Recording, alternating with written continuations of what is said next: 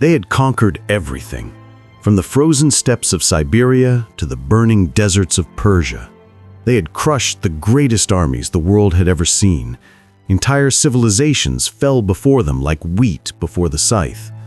The Mongol Empire was unstoppable, until they met an island they couldn't conquer, and a people who refused to kneel. What happened on those blood-soaked shores didn't just stop an invasion, it shattered a myth. It broke the spirit of the most feared warriors in human history, and it all came down to one impossible defense, one desperate stand, and one force of nature that no army could fight. This is the story of how Japan became the graveyard of Mongol ambition. The year is 1274. Across the known world, one name strikes terror into the hearts of kings and emperors. Kublai Khan, grandson of Genghis Khan, ruler of the largest empire humanity has ever seen. His armies have done what seemed impossible. They've conquered China, the most advanced civilization on Earth. They've swept through Korea like a storm. City after city has fallen. Kingdom after kingdom has bent the knee. And now Kublai Khan turns his eyes eastward, toward a chain of islands his spies have told him about. Islands ruled by warriors called samurai. A place called Japan. To Kublai Khan, this is just another conquest, another name to add to his endless list of victories. He sends a letter to the Japanese emperor. The message is simple: submit or be destroyed. But something unexpected happens. The Japanese refuse. Not with fear, not with negotiation, with silence, and then with defiance. Kublai Khan has never been defied, not like this. So he does what Mongols do best. He prepares for war. He assembles a fleet of nearly 900 ships, 40,000 warriors, Mongol horsemen, Korean soldiers, Chinese engineers, the greatest invasion force ever launched across the sea. They believe this will be easy. A few weeks, maybe a month. The samurai, they think, are just another warrior class. Brave, perhaps, but no match for Mongol tactics, Mongol weapons, Mongol fury. They have no idea what's waiting for them. November 19th, 1274. The Mongol fleet appears on the horizon off the coast of Kyushu, the southern island of Japan. For the Japanese defenders watching from the shore, it must have looked like the end of the world. Hundreds of ships, thousands of men, siege weapons they've never seen before, explosives that roar like thunder. The Mongols land at Hakata Bay. They march inland with the confidence of men who have never known defeat. Their strategy is proven. Their discipline is absolute. They fight in coordinated units, using signals and formations that allow thousands of men to move as one. They have weapons that shoot flaming projectiles, bombs made with gunpowder that explode in bursts of fire and metal. The samurai have never faced anything like this. But here's what the Mongols don't understand. The samurai don't fight like other warriors. They're not just soldiers, they're a way of life. Every samurai has trained since childhood with one purpose: to die with honor, to serve their lord, to never, ever surrender. When the Mongols expect the Japanese to break and run, something else happens. The samurai charge. Not in formation, not with coordination, but with something the Mongols have rarely encountered: individual fury, pure, unshakable courage. Each samurai announces his name, his lineage, his family honor before engaging in combat. To the Mongols, this seems insane. Why announce yourself to your enemy? Why give them time to prepare? But to the samurai, this is everything. This is why they fight. Not for empire, not for conquest, for honor, for their ancestors, for a code called Bushido that says death is preferable to shame. The battles are brutal. The Mongols have superior tactics, they have better technology, they should be winning easily, but the samurai won't break. Village after village, they fight to the last man. The Mongols advance, yes, but slower than they ever have before, and with far more casualties than they expected. Then, something changes. As night falls on that first day of invasion, the Mongol commanders make a decision. They order their forces back to the ships. They'll regroup, they say. They'll attack again at dawn with fresh troops. But dawn never comes. Not the way they expect. That night, the weather shifts. The winds begin to howl. The sea, calm when they landed, turns violent. Waves the size of houses crash against the Mongol fleet. Ropes snap, hulls crack. Ships are driven into each other, into rocks, into the depths. By morning, hundreds of ships are destroyed. Thousands of men are drowned. The invasion fleet is crippled, and Kublai Khan's generals make a choice that no Mongol commander has made in decades. They retreat. The first invasion of Japan is over, and the Mongols have tasted something unfamiliar: failure. But Kublai Khan is not a man who accepts defeat. For 7 years, he prepares.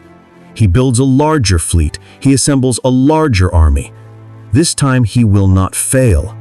This time, he will bring 140,000 men, 4,000 ships, the largest armada in human history. The Japanese know they're coming, and they prepare too. They build a wall, a stone barrier along Hakata Bay, miles long, designed to stop the Mongols from landing. They train, they pray. They know this might be the end of their nation. June 1281. The Mongol fleet returns, and this time it's even more terrifying.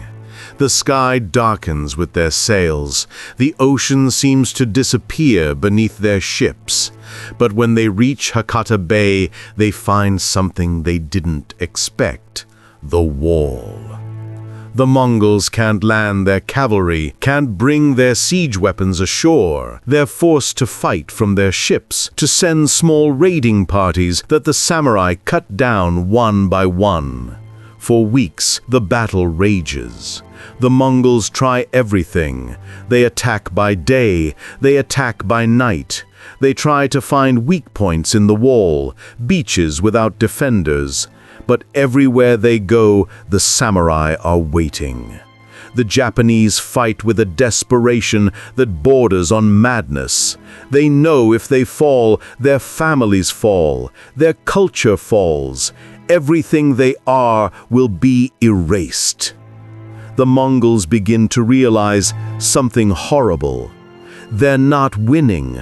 Despite their numbers, despite their experience, despite everything they've done to conquer half the world, they cannot break these islands. And then history repeats itself. August 15th, 1281. The sky turns dark. Not with night, but with storm clouds. The wind begins to scream. The ocean rises like a living thing, hungry and furious. What comes next is not just a storm, it's a typhoon. A hurricane of such power that it seems sent by the gods themselves. The Japanese will later call it Kamikaze, the divine wind. For 2 days and 2 nights the storm rages. The Mongol fleet is shattered.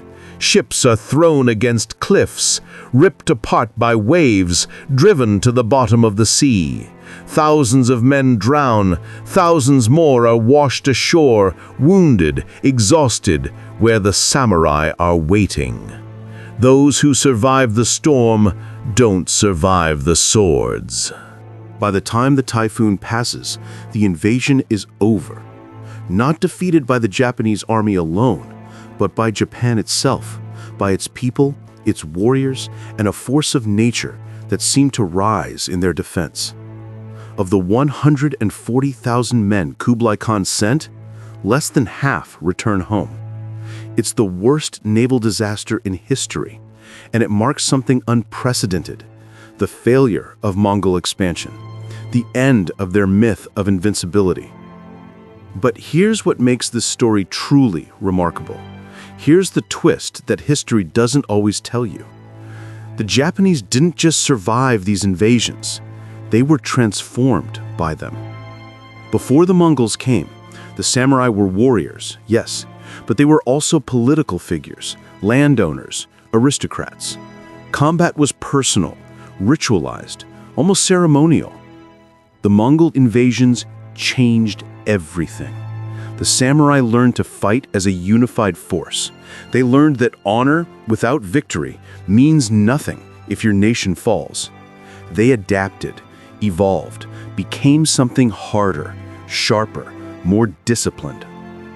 And the legend of the Kamikaze, the divine wind, became embedded in Japanese consciousness for centuries. The belief that their islands were protected by the gods, that they were special, chosen, destined to remain unconquered. This belief would shape Japanese history for the next 700 years. It would influence their isolation, their culture, their identity. And in World War II, it would return in a terrible form when pilots took the name Kamikaze for their suicide missions, believing they too were divine winds protecting Japan. One storm, one invasion, one moment of resistance, and it echoed through the centuries. So what can we learn from this? What does this ancient battle teach us today? Perhaps it's this: empires, no matter how powerful, have limits. The Mongols conquered more territory than Rome, than Alexander, than anyone before them, but they couldn't conquer everything. Some places, some people cannot be broken. The Japanese survived not just because of the storms. They survived because of something inside them, a refusal to give up, a cultural identity so strong that every farmer, every warrior, every person was willing to die rather than surrender who they were. That's the real power in this story.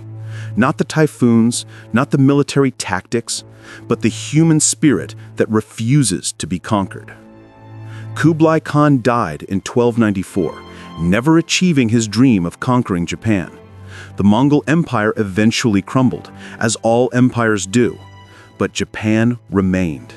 And the samurai, those warriors who stood on the beaches against impossible odds, became legends. Their story reminds us that size isn't everything, that technology isn't everything, that sometimes the greatest weapon a people can have is the unshakable belief that they're fighting for something bigger than themselves. The Mongols learned to fear Japan, not because of its size, not because of its armies, but because they met a people who simply would not break. A people protected by divine winds, yes, but more importantly, protected by their own courage. And that is a force no empire can ever truly conquer. Some storms come from the sky, but the most powerful storms are the ones that rage in the human heart. And on those blood-soaked shores in 1281, both storms met, and an empire learned that some islands are meant to remain free.